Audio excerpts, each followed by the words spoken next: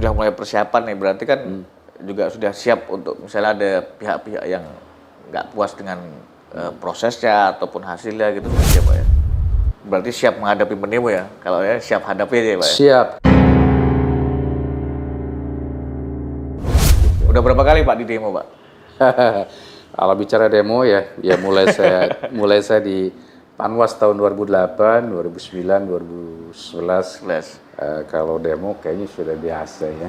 Karena itu bagian dari kritik sosial ya.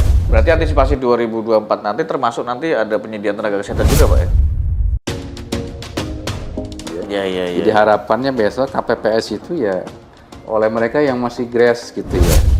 Makanya kita coba usulkan. Jadi reasoning kita jelas. Kita ingin pemilihan besok terkait soal honor ad hoc itu ya sama lah gitu antara kabupaten kota yang lain.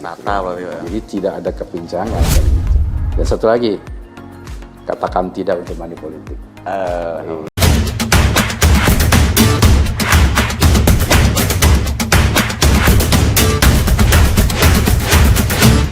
Assalamualaikum warahmatullahi wabarakatuh, Tribuners, kembali lagi dengan saya Agung Yulianto Wibowo, Content Manager tribunbanten.com.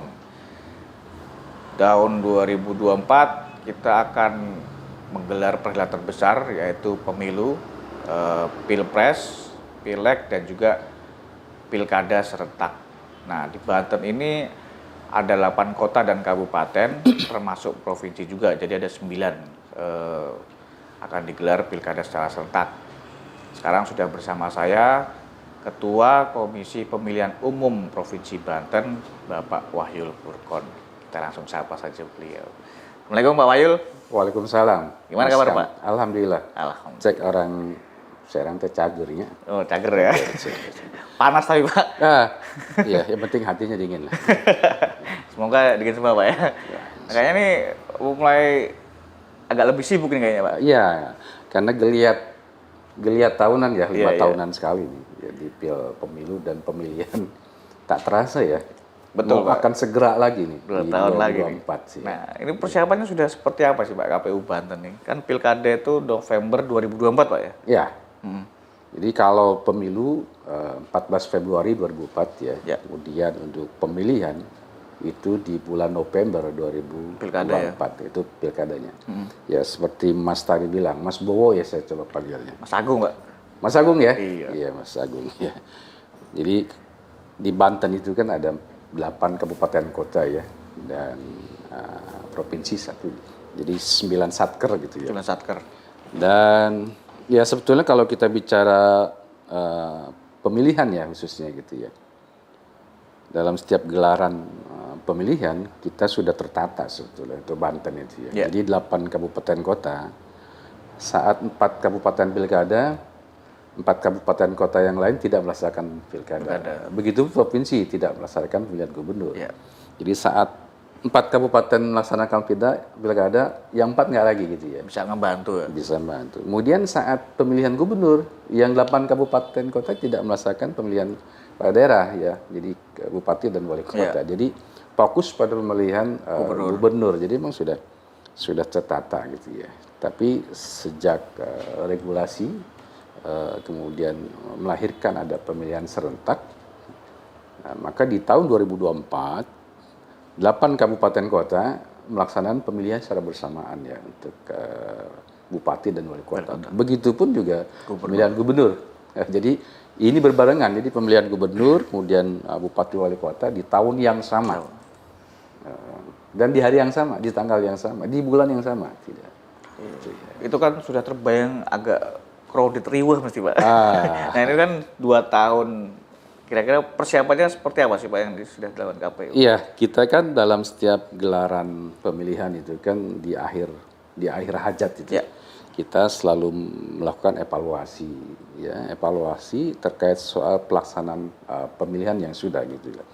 Sehingga dengan demikian kita bisa mengetahui kira-kira yang krusial itu pada tahapan yang mana gitu, pada persoalan apa. Dan biasanya ketika kita temukan itu kita fokus tuh ya. Oh katakanlah partisipasi pemilih di wilayah ini ternyata kurang nih. Masalahnya apa, penyebabnya apa, itu yang kita kita coba lakukan pemetaan gitu ya. Sehingga di tahun yang lalu ada program dari KPU Republik Indonesia, itu ada program yang namanya Desa Peduli Pemilu dan Pemilihan gitu ya. Nah, itu ditempatkan di kelurahan, di desa yang memang angka partisipasinya kurang gitu ya. Ya, alhamdulillah itu bisa berjalan dan mereka kita jadikan sebagai corongnya itu untuk ke masyarakat gitu. Banyak materi yang kita sampaikan gitu ya. Banyak sekali gitu. Berarti kalau di Banten ini kira-kira di mana Pak yang partisipasinya rendah Pak? Kemarin khusus di Kabupaten Serang ya, itu di Desa Nyompo ya, di Kabupaten Serang. Makanya ada 25 peserta warga masyarakat itu yang kita coba sampaikan beberapa materi ya. Yang harapan kita dari materi yang disampaikan itu bisa tersampaikan juga kepada masyarakat gitu ya, tentang artinya pemilihan, pentingnya demokrasi, bagaimana untuk menangkal hoak, kemudian money politik dan segala macam gitu. Oke Pak, ini kan tahapan pemilu itu kan sudah dimulai 14 Juni Pak ya? Iya. 2 minggu lagi Pak ya. Itu tahapannya apa sih Pak untuk tanggal 14 Juni itu? Mulai apa ini 14 Juni itu? Ya, tahapan ini dimulai sebagaimana diatur dalam Undang-Undang Nomor 7 tahun 2017 ya, itu kan 20 bulan sebelum pemilihan.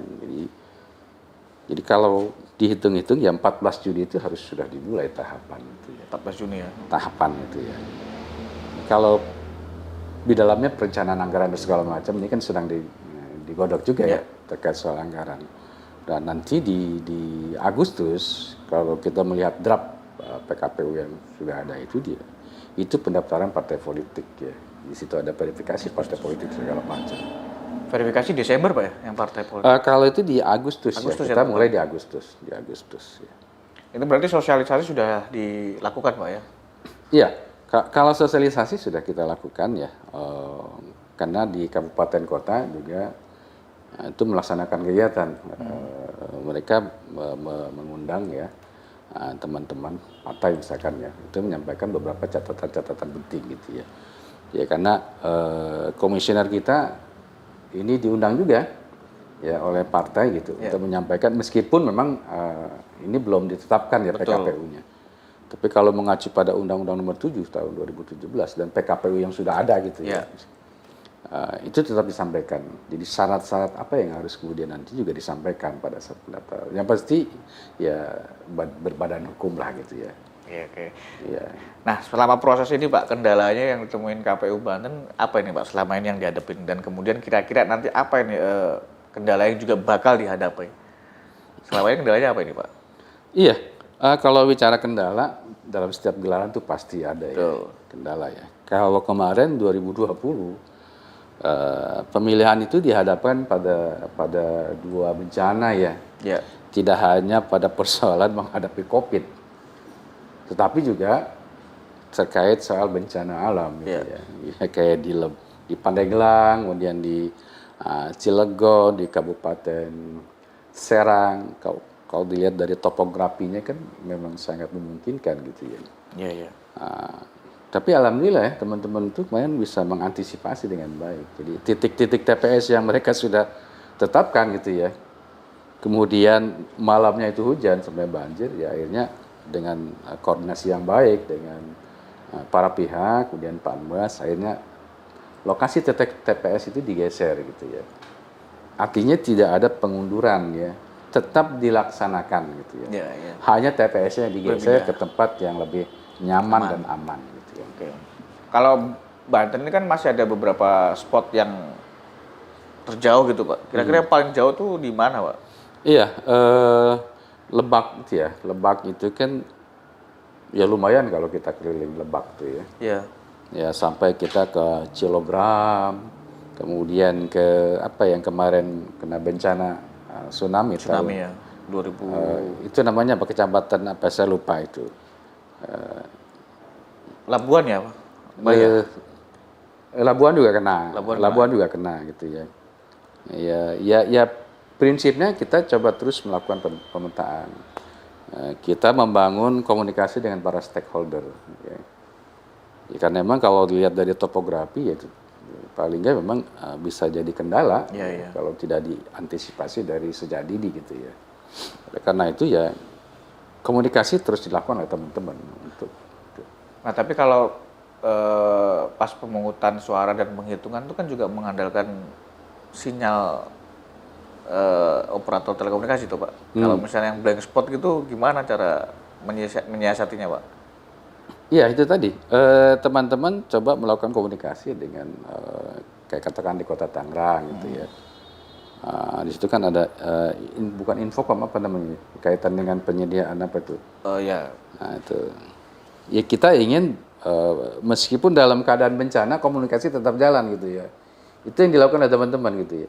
Kayak katakanlah di Kabupaten Serang, saya pernah diajak sosialisasi ya. Kalau nggak salah di daerah Pulau Merak gitu ya. Pulau Merak Cilegon ya? Iya, pokoknya tapi wilayahnya masih Kabupaten Serang. Iya. Nah, itu daerahnya nggak bisa kendaraan mobil tuh masuk gitu. Sehingga harus naik motor dan naik motor pun ngeri saya. Karena sisi kanannya jurang gitu ya. Iya. Dan ketika kita datang ke sana ada anak-anak yang masih apa ya? Saya kaget ketika ada anak kecil kok main di bukit-bukit gitu ya. Saya tanya emang kenapa? Itu nyari sinyal itu. Ada sinyal gitu. Iya. Sinyal gitu ya. Ini di Banten ya. Ternyata masih ada gitu ya. Oke Pak. Kalau KPU sudah mengajukan anggaran untuk apa ini Pak pilkada nanti? Iya, kita coba untuk mendesain anggaran ya untuk pemilihan 2024 ya, khususnya untuk pilgub ya. Dan seterusnya sejak lama ya, sejak Januari kita coba untuk mendesain itu ya.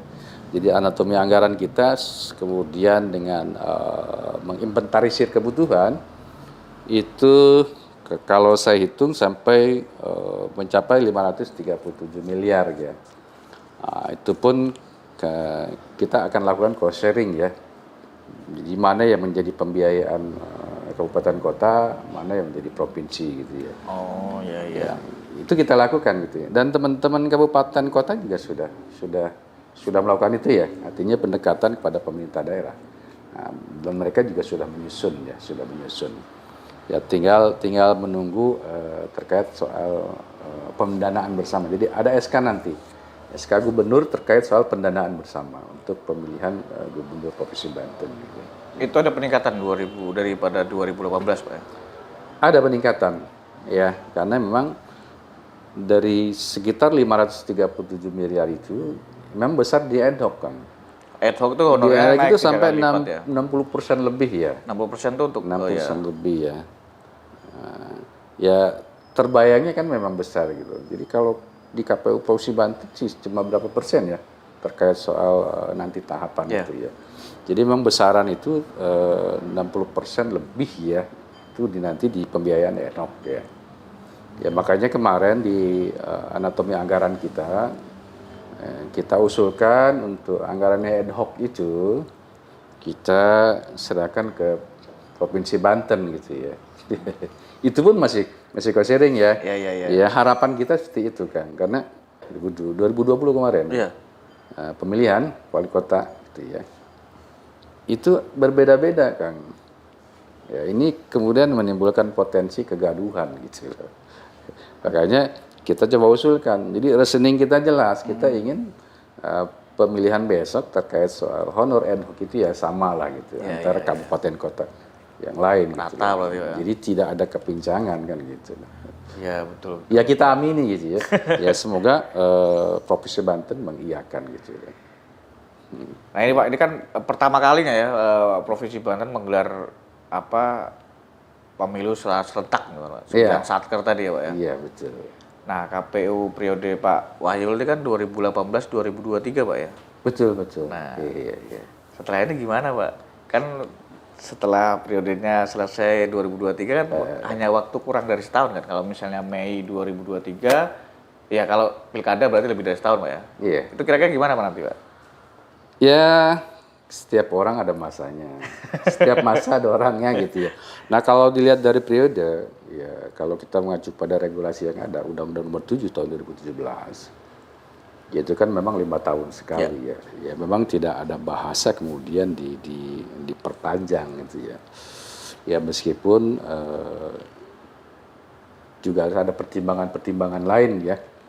Artinya di tengah tahapan yang sedang berjalan gitu ya. Kemudian KPU Republik Indonesia diribetkan dengan rekrutmen baru ya, anggota KPU provinsi, kemudian rekrutmen timselnya juga gitu. Ya, tapi sekali lagi ya, kita hanya pelaksana ya Kang ya. Jadi meskipun memang dari NGO dan segala macam sudah memberikan saran perbaikan gitu ya. Ya, tapi lagi-lagi ya kita serahkan pada pimpinan kita kebijakan seperti apa. Jadi kalau kemudian memang bersandar pada Undang-Undang Nomor 7 tahun 2017 ya harus ada pemilihan kembali. Gitu. Itu biasanya tercakup dalam PKPU nggak? Tercantum juga dalam PKPU nggak? Ya yang pasti di Undang-Undang itu jelas, Nomor 7 tahun 2017 jelas. 5 tahun tadi ya? Iya. Oke. Gitu ya. Pak, kalau data per April 2024 itu kan jumlah pemilih ada sekitar 8 jutaan Pak ya? Iya. Itu terdiri atas 4 juta pria dan 4 juta perempuan, tapi lebih banyak cowoknya nih Pak. Nah, ini kan pasti ada perubahan juga nanti ketika mendekati hari H. Kira-kira target partisipasi pemilih berapa kira-kira Pak di provinsi ini? Iya, ini kan teman-teman terus melakukan daftar apa ya? Rekapitulasi terus ya? Iya, jadi pemutahiran data pemilih berkelanjutan ya. Jadi diupdate terus data itu. Ya. Jadi bukan hanya orang yang dirawat, tetapi data juga dirawat. Karena kita ingin menghasilkan data pemilih yang bisa dipertanggungjawabkan gitu ya. Data pemilih yang semua orang terhindar dari kehilangan hak konstitusionalnya gitu. Jadi persoalan data ini sangat dinamis kan gitu ya. Jadi ada yang mati, ada yang hidup, ada yang tadi umurnya pas hari pemilihan belum 17 gitu, pas hari pemilihan 17 dan segala macam gitu. Ya harapan kita gitu ya dengan terusnya diupdate data pemilih ini akan ada peningkatan gitu ya. Jadi tadi 8 juta berapa tadi itu? 8 juta 180-an. Ya, 8 juta lebih gitu ya. Nah, ini kan masih terus nih teman-teman masih terus melakukan PDPB namanya, pemutaran data pemilih berkelanjutan gitu ya. Iya. Sehingga semester bulan April, Mei itu tadi 8 juta lebih itu. Iya.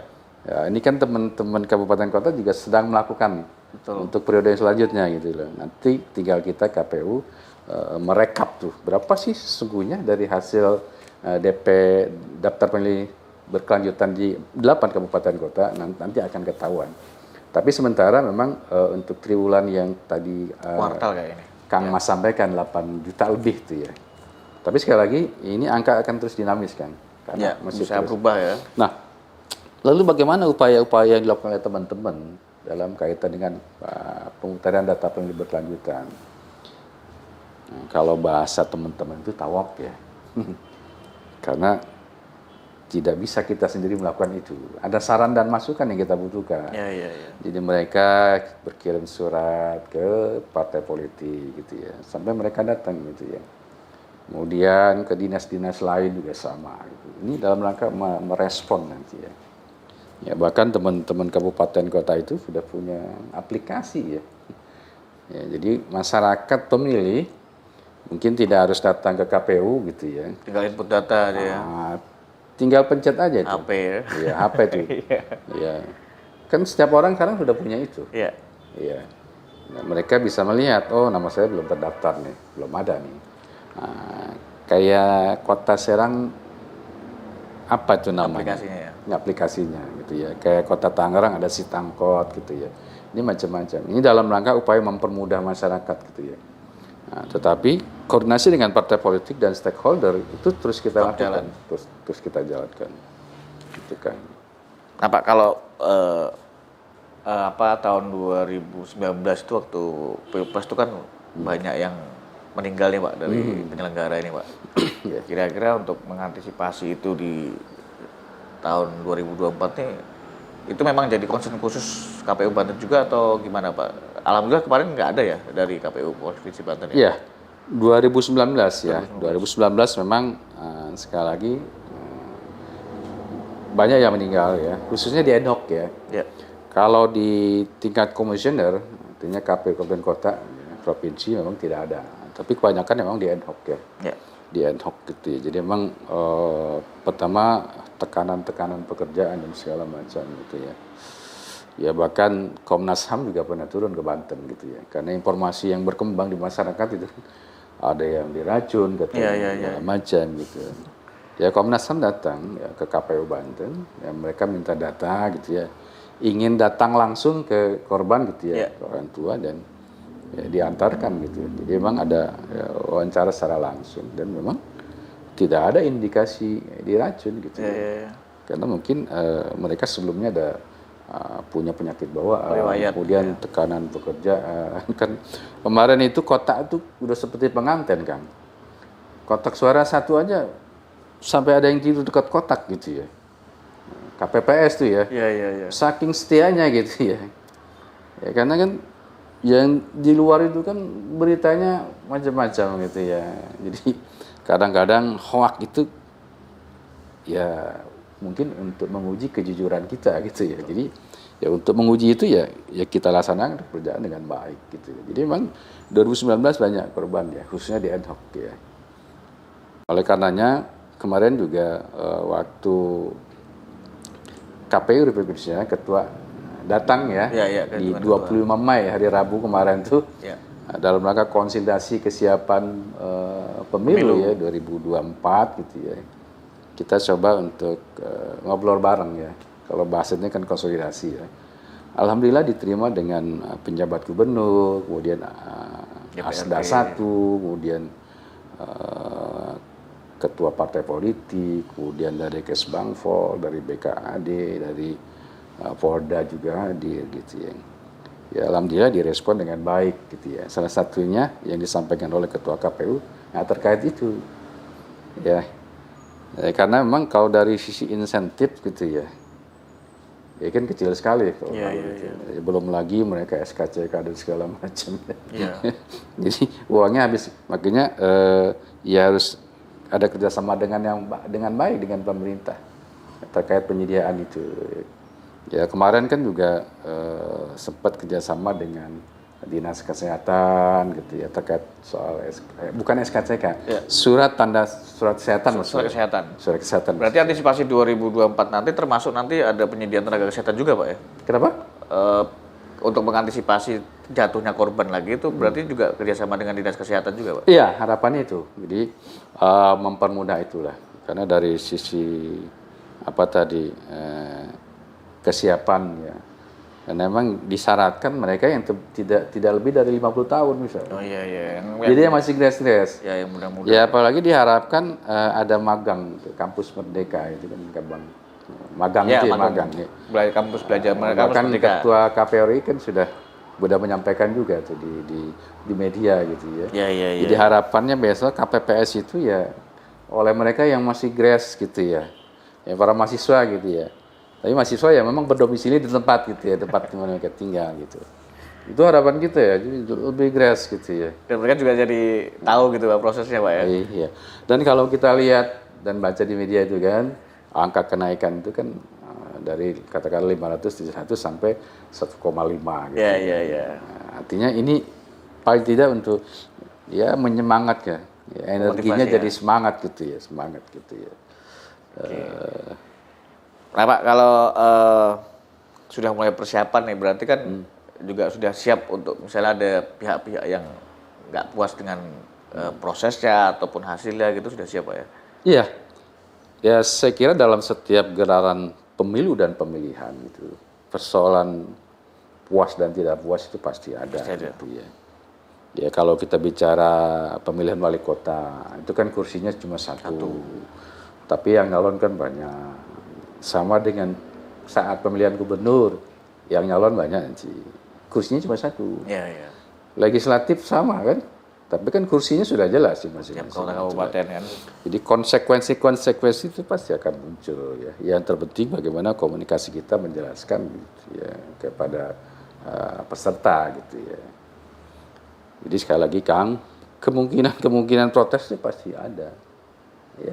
Tapi kita coba untuk kemudian bekerja dengan baik ya, profesional, kita tidak main-main ya, apalagi menghilangkan hak orang gitu ya, menghilangkan suara orang gitu. Karena satu suara aja, waduh, bernilai itu Pak. bernilai kan. 10 kurang 1 aja nggak sampai 10 kan. Nggak jadi 10 kan Iya, gitu. iya.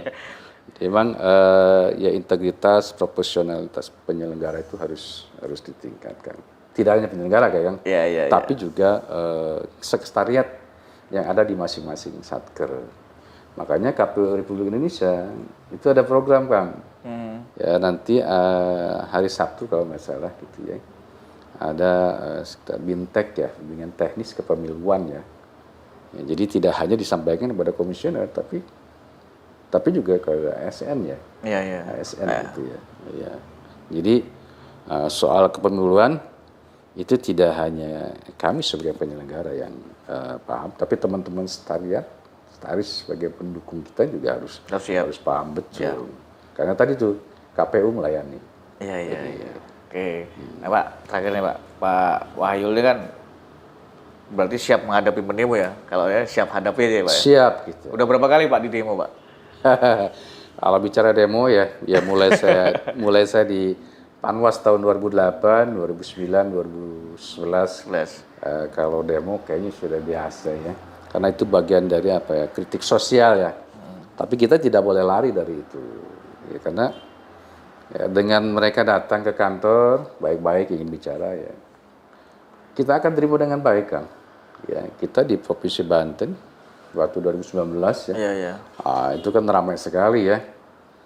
Kita terima dengan baik. Ya, duduk bareng gitu ya. Kalau bahasa saya mungkin watawasobi sober gitu ya. Saling menasihati. Iya.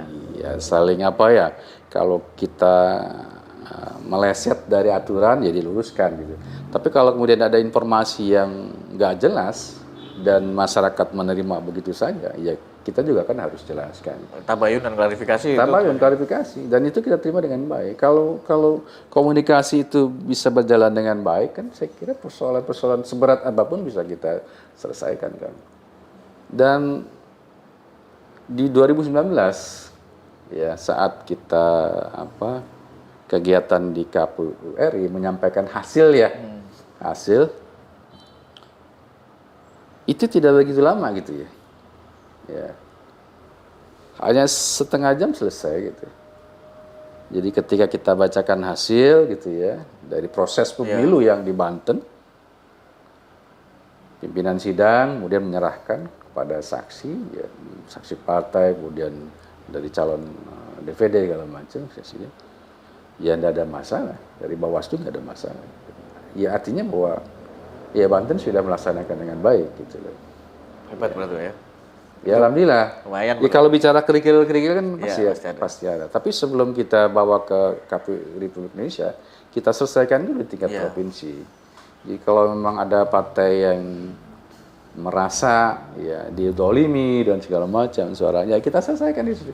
Di situ kan ada Bawaslu, ada Panwaslu gitu ya. Oke, berarti siap di demo Pak ya. Nah, tadi ceritanya kemarin yang tadi Pak, yang pernah diancam itu Pak. Iya, saya 2011 ya, ada orang datang ke kantor gitu ya, menyampaikan aspirasi gitu ya. Itu waktu jadi Panwas ya? Yang pasti dari ASN apa? Iya. Tapi datang itu dengan menggunakan apa ya? Kayak cadar gitu tutup kepala. Cadar tertutup gitu ya, kayak di puncak gitu ya, hotel gitu ya. Iya, hanya mata saja yang terlihat gitu ya.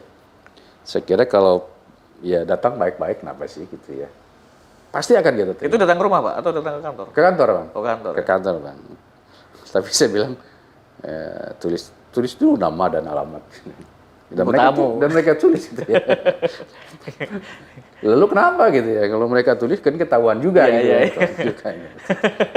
Atau mungkin karena malu gitu ya. Oh, saya ketemu dengan Pak Wahyu gitu ya. Iya. Tapi kan nggak gitu juga. Silakan saja siapapun yang ingin datang menyampaikan aspirasi dan kita terima. Kita akan jelaskan dengan baik gitu ya. Siap. Berarti udah siap untuk menyelenggarakan pemilu Kada 2014 Pak ya. Alhamdulillah kita akan siap. Karena apa? Kita didukung oleh regulasi yang jelas. Ya, karena kita bekerja dengan aturan. Kalau tidak dengan aturan, nggak berani kita. Iya.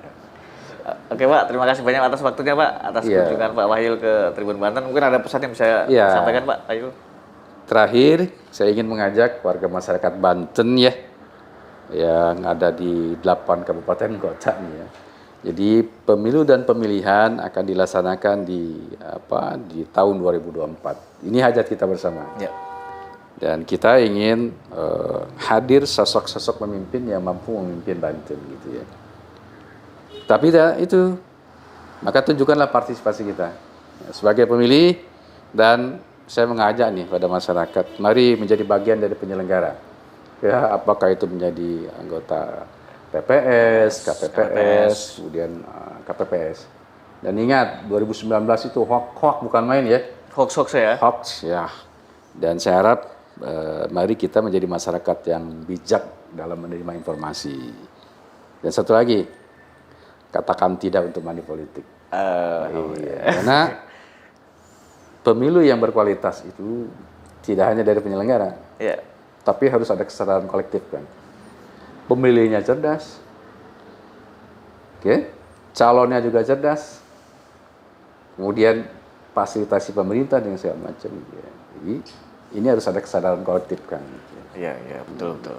Oke, terima kasih banyak Pak Wahyul. Siap. Semoga seluruh proses tahapan dan sampai hari H setelahnya pun berjalan dengan baik dan sukses Pak. Amin. Oke, terima kasih banyak. Sama-sama. Oke, itu Tribuners, obrolan kami bersama Pak Wahyul Furqon, Ketua KPU Provinsi Banten. Ingat, belajarlah banyak terkait kegiatan politik, dan KPU Banten siap untuk menerima siapapun yang mau bertanya apapun terkait proses pemilu 2024.